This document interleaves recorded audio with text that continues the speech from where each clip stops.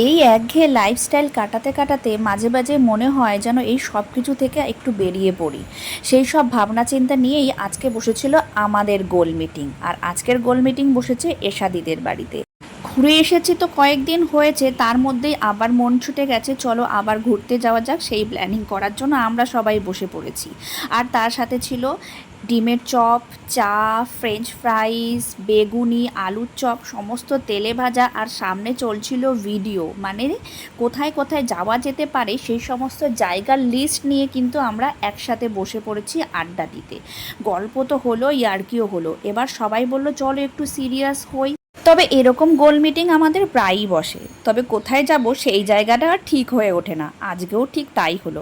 তাই সকলকে বাই বলে চলে এলাম বাড়িতে, কারণ বেশ মেঘ করেছে। আর এসেই দেখলাম অঝোরে বৃষ্টি নেমেছে। অনেক দিন পরে একটু স্বস্তি পেলাম বটে। তোমাদের ওখানে কার কার বৃষ্টি হচ্ছে কমেন্ট করো।